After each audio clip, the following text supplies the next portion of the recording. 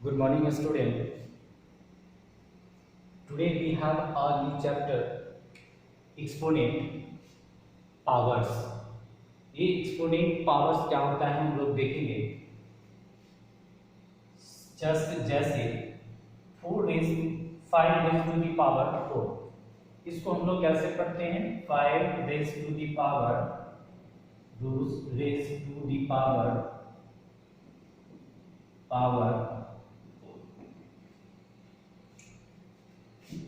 या fourth power of 1. इसको लिखने का एक और तरीका है. इसको हमें एक्सपेंडेड फॉर्म में अगर इसे हमें लिखना हो तो कैसे लिखते हैं? 5 मल्टीप्लाई 5 मल्टीप्लाई 5 मल्टीप्लाई 5. इसका मतलब ये हुआ कि 5 को 4 टाइम्स यानी जितना पावर हो तो उतनी बार इसको मल्टीप्लाई करते हैं. तो 5 रेज़ टू द पावर 4 है. 5 पे पावर कितना है? 4 है. तो 5 को कितनी बार मल्टीप्लाई करना होगा? तो 4 टाइम्स मल्टीप्लाई करते हैं. तो यह जो होगा यह हमारा क्या कहलाएगा? एक्सपेंडेड फॉर्म कहलाएगा. और यह हमारा क्या कहलाता है? एक्सपोनेंशियल. क्योंकि एक्सपोनेंट के फॉर्म में है, पावर के फॉर्म में है, इसलिए यह क्या कहलाएगा? एक्सपोनेंशियल फॉर्म कहलाएगा. नाउ 5 क्या कहलाता है? तो 5 बेस कहलाता है और 5 रेज़ टू द पावर 4 है. पावर के फॉर्म में क्या है? पावर क्या है? यहाँ पे 4 है, तो ये जो है पावर कहलाता है. अब हम किसी भी नंबर को एक्सपोनेंशियल फॉर्म में अगर लिखना हो तो कैसे लिखेंगे? जैसे 125 है, 125 है, तो 125 का सबसे पहले फैक्टराइज करेंगे. 5 2 10, 5 5 25, 5 से 5 5 25. तो लिखते हैं 5 मल्टीप्लाई 5 मल्टीप्लाई 5. तो आप देखिए यहाँ पे 5 कितने बार मल्टीप्लाई हो रहा है? 3 टाइम्स मल्टीप्लाई हो रहा है. तो 5 रेज़ टू द पावर 3. इस तरह करके हम लोग एक्सपोनेंशियल फॉर्म में लिख सकते हैं. अब हम लोग क्या है कि एक्सपोनेंट का जब हम क्वेश्चन बनाएंगे, क्वेश्चन बनाने के लिए हमें कुछ रूल्स की जरूरत पड़ती है. उस रूल्स के बारे में हम लोग पढ़ेंगे. अब तो क्या है हमारा टॉपिक? लॉज ऑफ एक्सपोनेंट्स, यानी एक्सपोनेंट का नियम. एक्सपोनेंट के नियम क्या है? फर्स्ट हम लोग देखेंगे a to the power m multiply a to the power m, a to the power m plus n. यहां हम लोग देखेंगे आप लोग देख रहे हैं कि यहां बेस क्या है? दोनों एक्सपोनेंशियल नंबर का दोनों क्या है? एक्सपोनेंशियल नंबर है. और यहाँ क्या है? बेस सेम है, बेस दोनों का सेम है, पावर डिफरेंट है और मल्टीप्लाई है. तो हमेशा याद रखेंगे कि बेस जब सेम हो, पावर डिफरेंट हो और मल्टीप्लाई करना हो तो क्या होता है? पावर ऐड हो जाता है. और क्या होता है? ये बेस वही रह जाता है. यानी 2 raise to the power 3 multiply 2 raise to the power 4. तो क्या करते हैं? 2 raise to the power 3 plus 4, यानी पावर क्या होता है? यहाँ पावर 3 है और यहाँ पावर 4 है. पावर क्या होगा? ऐड हो जाएगा 2 रेज़ टू द पावर 7. यह हमारा आंसर हो जाएगा. Second, a raise to the power m divided by a raise to the power n. यानी बेस क्या हो? सेम हो, पावर डिफरेंट हो और डिवीजन फॉर्म में हो, डिवीजन में हो यानी डिवाइड में हो. तो हम क्या करते हैं? क्या करेंगे? पावर क्या होगा? हमेशा सब्ट्रैक्ट हो जाएगा. यानी a raise to the power m minus n. यह हमारा क्या है? सेकेंड रूल है. अब जैसे 3 raise to the power 5 divided by 3 raise to the power 2. अब क्या होगा? बेस यहाँ क्या देख रहे हैं? बेस सेम है, पावर क्या है? डिफरेंट है और डिवाइडेड है. तो पावर क्या हो जाता है? घट जाता है. 5 माइनस 2. तो 3 raise to the power 3, 3 raise to the power 3, यह हमारा क्या होता है, आंसर हो जाता है। अगर इसे हमें रेशनल नंबर यानी रेशनल नंबर के फॉर्म में अगर लिखना हो, तो रेशनल नंबर के फॉर्म में अगर लिखना हो यानी एक्सपेंडेड फॉर्म में लिखना हो, तो हम लोग 3 मल्टीप्लाई 3 इस तरह से लिख सकते हैं। या और इसका जो वैल्यू होगा, इसका वैल्यू होगा 3 को हम कितनी बार 3 टाइम्स मल्टीप्लाई करते हैं, 3 3 9 9 3 27, तो 27 हम लोग रेशनल नंबर के फॉर्म में लिख सकते हैं। नेक्स्ट है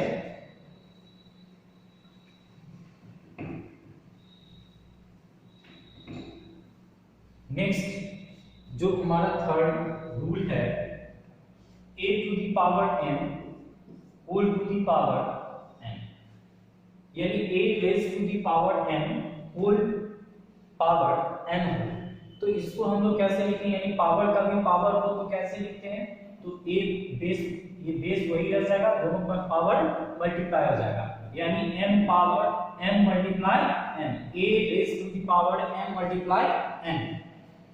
अब 3 रेज टू द पावर 5 हो होल पावर 2, तो क्या करते हैं, बेस वही रह जाएगा, पावर दोनों मल्टीप्लाई हो जाएगा, 5 multiply 2, 3 raise to the power 10, ये हमारा आंसर हो जाएगा। फोर्थ नंबर, यानी एक कोई रेशनल नंबर हो, उस पे पावर अगर 0 हो तो उसका वैल्यू हमेशा 1 होगा। Examples, -2 whole to the power whole to the power 0 हो तो उसका वैल्यू सीधे हम लोग लिख सकते हैं 1। नेक्स्ट है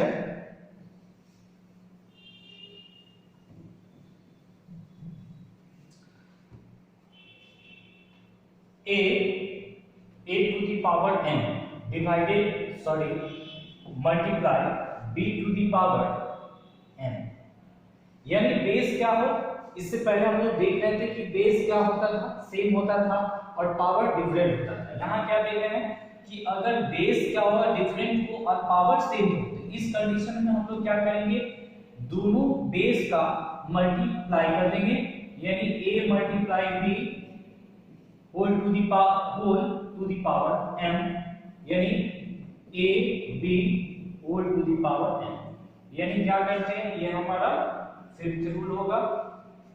अब a raise to the power m multiply b raise to the power m, यानी बेस क्या हो, डिफरेंट हो, 3 रेज टू द पावर 3 है multiply 2 raise to the power 4, तो क्या करते हैं, 3 हो तो क्या करते हैं, 3 multiply 2 raise to the power 3, 3 2 जा 6 रेज टू द पावर 3, यह हमारा आंसर हो जाता है।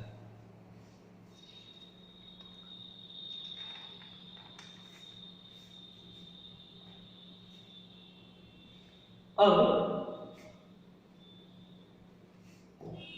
6 नंबर हम लोग देखते हैं, a raise to the power m, और यहां जैसे मल्टीप्लाई है तो डिवीजन के फॉर्म में हो b raise to the power m, तो हम लोग क्या करेंगे, इसको हम लोग फ्रैक्शन के फॉर्म में अगर लिखना हो तो कैसे लिखेंगे, a raise to the power m by b raise to the power m, यानी a by b whole power m, यही हमारा आंसर हो जाएगा। इस तरह से हो जाएगा। इस पर हम लोग एक एग्जांपल देख लेते हैं। 5 रेज टू द पावर 3 है divided by 4 raise to the power 3, तो क्या करते हैं, 5 बाय 4, यहां भी पावर 3 है और यहां भी पावर 3 है, तो क्या करते हैं, 5 by 4 whole to the power 3, यह हमारा आंसर होता है। नेक्स्ट,